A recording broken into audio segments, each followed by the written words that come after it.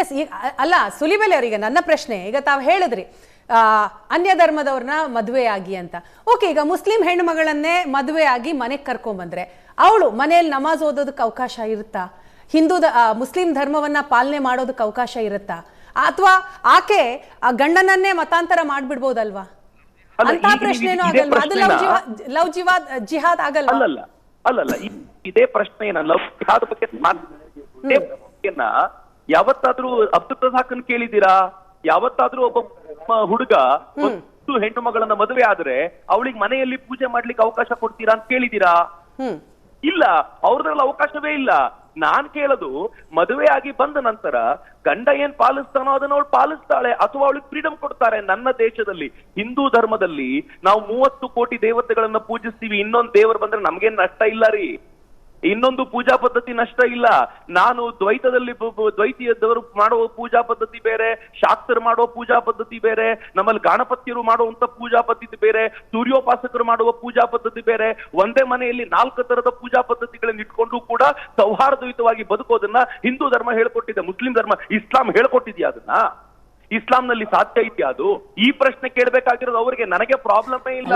ಚಕ್ರವರ್ತಿ ಸುಲಿಬೆಲೆ ಅವರೇ, ಇಸ್ಲಾಂನಲ್ಲಿ ಲವ್ ಮಾಡೋದೇ ಅಪರಾಧ, ಲವ್ ಮಾಡೋಂಗೆ ಇಲ್ಲ.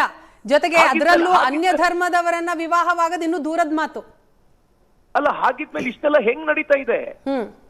ಹೇಗೆ ಹುಡುಕಿ ಮಾಡ್ತಾರೆ? ಹೇಗೆ ಅವನು ನೇಹಾಳನ್ನ ಹತ್ಯೆ ಮಾಡಿದಂತ ಹುಡುಗ ಅವನನ್ನು ಸಮರ್ಥಿಸಿಕೊಂಡು ಬೊಬ್ಬಿಟ್ಟವರೆಲ್ಲ ಇನ್ನೊಂದು ಹತ್ಯೆ ಆಯ್ತಲ್ಲ, ಅದ್ರ ಬಗ್ಗೆ ಎಲ್ಲ ನೀವ್ ಯಾಕೆ ಮಾತಾಡಲ್ಲ? ನೋಡಿ, ಈ ದೇಶದಲ್ಲಿ 35 ನಿಮಿಷಕ್ಕೆ ಒಂದ್ಸಲ ಒಂದು ರೇಪ್ ಆಗ್ತಿದೆ according to national crime record. ನಾನು ಹೇಳ್ತಾರೆ ನನ್ನ ಮಾತಲ್ಲ, NCRB ಡೇಟಾ ಪ್ರಕಾರ ಇಲ್ಲಿ ರೇಪ್ಗಳಾಗ್ತಿವೆ. ನೀವು ಎಲ್ಲೋ ಒಂದು ಐಸೋಲೇಟೆಡ್ ಲವ್ ಜಿಹಾದ್ ಕೇಸ್ ಇಟ್ಕೊಂಡು ಇವಳು ಹಿಂಗ್ ಮಾಡಿದ್ಲು, ಇವ್ನು ಹಿಂಗ್ ಮಾಡ್ದ ಅಂತ ಆ ಕೇಸಸ್ ತಗೊಂಡ್ಬಂದು ಇಲ್ಲಿ ಪ್ರೆಸೆಂಟ್ ಮಾಡಿದ್ರೆ ಚಕ್ರವರ್ತಿ ಅವರೇ, ಇರೋದು ಯಾರನ್ನ? ಫ್ರಿಡ್ಜ್ ನಲ್ಲಿ ತುಂಬಿಡ್ತಿರೋದು ಯಾರನ್ನ? ಎಷ್ಟು ಘಟನೆಗಳನ್ನು ಕೊಡ್ಲಿ? ನಿಮ್ ಸಮುದಾಯದಲ್ಲಿ ಇದೆಲ್ಲ ನಿಮ್ಮಲ್ಲಿ ನಡೆದಿಲ್ವಾ? ಹಿಂದೂ ಹೆಣ್ಮಕ್ಕಳ ಬದುಕನ್ನ ಇದೆಲ್ಲ ನಿಮ್ಮಲ್ಲಿ ನಡೆದಿಲ್ವಾ? ಜನರು ಉದಾಹರಣೆ ಅವ್ನು ಏರ್ಲೈನ್ಸ್ ಅಲ್ಲಿ ಕೆಲಸ ಮಾಡ್ತಿದ್ದಲ್ಲ, ನಮ್ದೇ ಸಮುದಾಯದ 3 ಕೊಂದ್ರಲ್ಲ ಮಂಗಳೂರಲ್ಲಿ 3 ಹೆಣ್ಮಕ್ಕಳನ್ನ ಮದುವೆ ಆಗಿತ್ತು. ಮಂಗಳೂರಿಗೆ ಬಂದು ಅವಳು ರಜದಲ್ಲಿ ಬಂದಿರುವಾಗ ಹೋದ ವರ್ಷ ತಾಯಿನೂ ಕೊಂದ್ಬಿಟ್ಟ, ಮಗಳನ್ನು ಕೊಂದಿದ್ದು.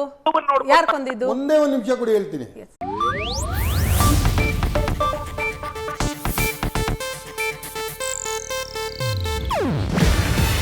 ಇದು ಏಷ್ಯಾನೆಟ್ ನ್ಯೂಸ್ ನೆಟ್ವರ್ಕ್ ಪ್ರಸ್ತುತಿ. ನೀವು ನೋಡ್ತಿದ್ದೀರಾ ಏಷ್ಯಾನೆಟ್ ಸುವರ್ಣ ನ್ಯೂಸ್.